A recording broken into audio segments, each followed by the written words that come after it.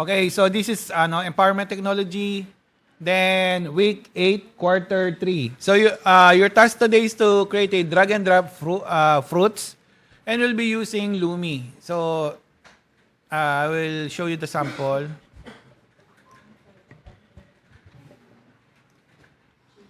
Okay, where's my browser? So log in. So this is our endpoint requirements. You need to create a interactive apps.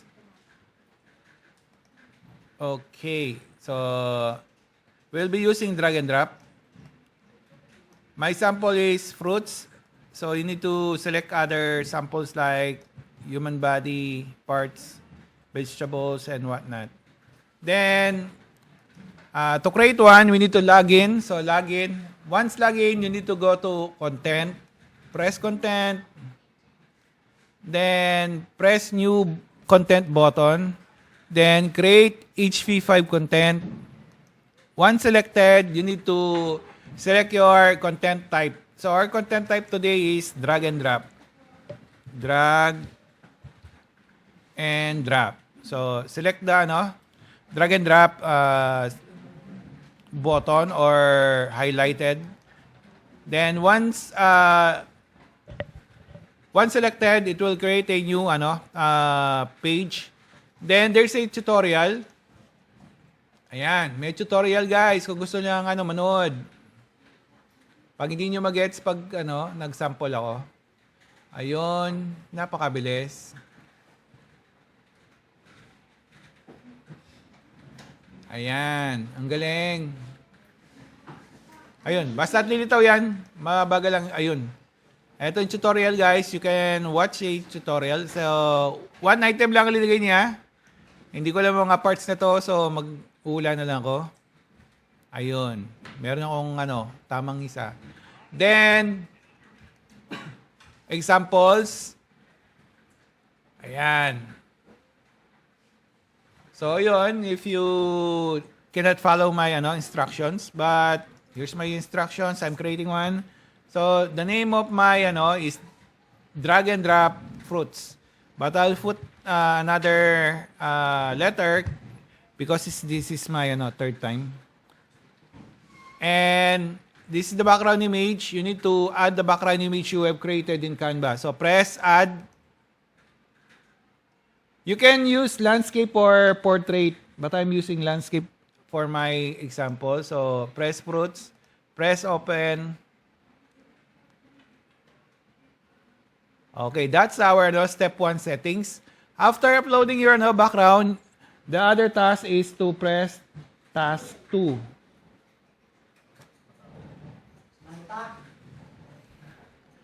Task 2. So, press task 2.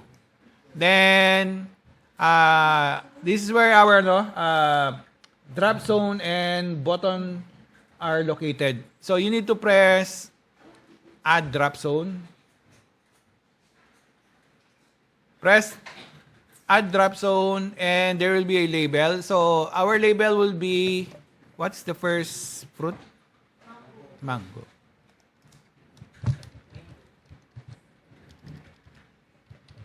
Okay, mango. I will show you something. If you press show label, there will be a label at the top. So you must not put a label because the answers will be given. So you can put background opacity to 20. I'll show you why you need to lower the opacity. So press done. Here's the 100% opacity. The background will be obscured. So you need to edit, press 20 or 30. It's your choice, but not 100. So next, download, done. So that's our drop zone. So, to minimize the repeat movement or the selection or the properties attributes that need to be set to 20, you need to copy it. So, press the drop zone. There is a copy button here. But in my case, I'll be using the shortcut, copy, paste. Control C, Control V. Anong N? Then V ulit. V. You can resize the drop zone by dragging the corner. V. Then V. Once done, you need to change the name. Our first drop zone is edit, name as label mango. So that's correct. Next is edit. What's the second label? Grapes. So done. Next, edit ulit. Ano kasi nakalimutan ko? Banana.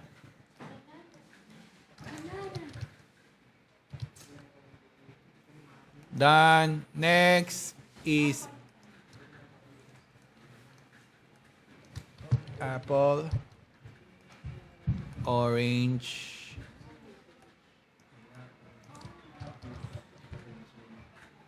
then next is pineapple.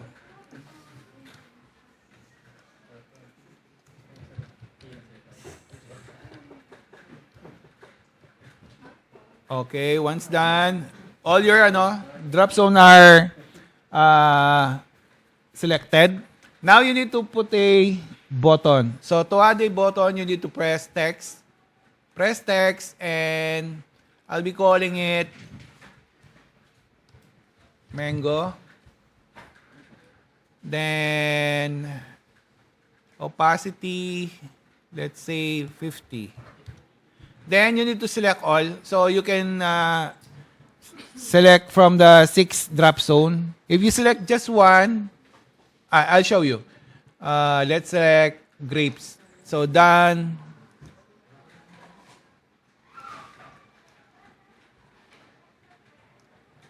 Control S or Control S. Press save button. Load the result. View. Ang hirap mag-English. Next, mango. You cannot select all of the item or the drop zone. Okay? So you need to select all. So edit. Where's it? Task. So edit. You need to select all. Okay lang yung trial and error. Pag mali kayo, ulitin nyo lang. Ganun lang. Done. So, this is my first button. Now, what will I do? I will be using Control C and Control B. Control C, Control B. Control C, Control V. Control C, Control V. Control C, Control V. And Control C, Control V. Okay, so actually, after copying it, you don't need to press Control C again. Just V, paste. But nasanay lang akong ganon. Control C, Control V. Okay, guys, so this is it. Now is for our last task. So edit. Mango is correct. Next is grapes. Done. Don't worry, this is our last task in Lumi. Ano kasi to? Wait lang. Hindi ko na-edit pala yung sa task. Wait lang. Edit. Up. Apple. Tama. So, mali pala yung mga button ko. Hindi ko pa napalitan yung mga pangalan. This is what? Mango, no? Ay, hindi. Banana.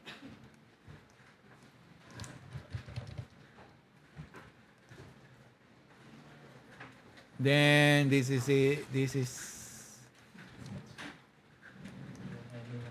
Apple the app. Edit. Ano kasi to? Orange. Tama na, no? Tama ba?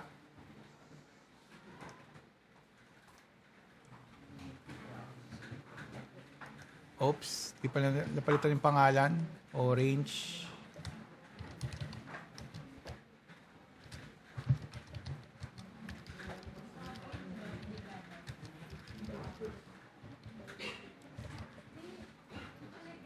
Done. Then, susunod. Ay, mali. Apple nga. Sorry. My God. Apple.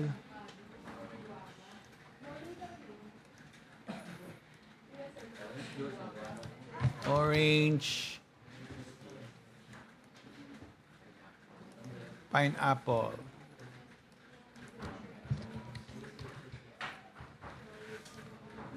Done. Okay, now to select our correct answer, you need to press edit ulit. So what is the correct text? Mango. Done. Edit. Grapes. Then edit. Banana. Done. Next. Edit. Apple. Then edit.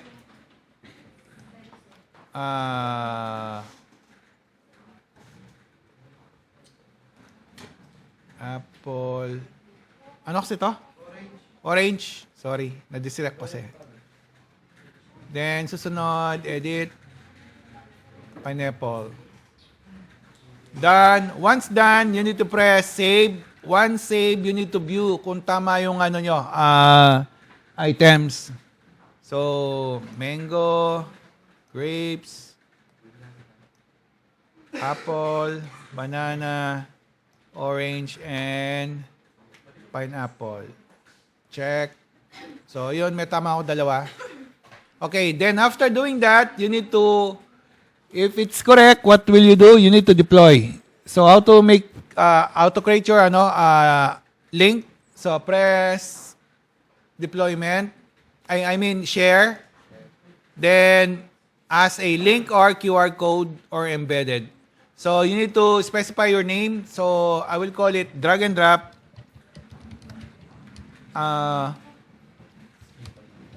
Fruits. Then, collect data, required name. The required name is disabled because we're using free account. Then, advanced.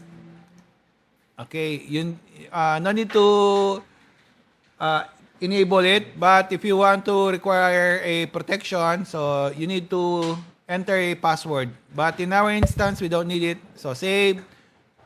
Once done, here's the link. Copy the link and share it to your MS form. So, here's your app.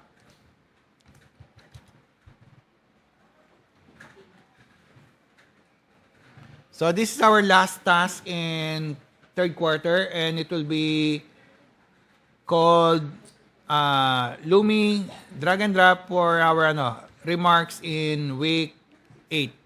Okay, guys? Or you can also use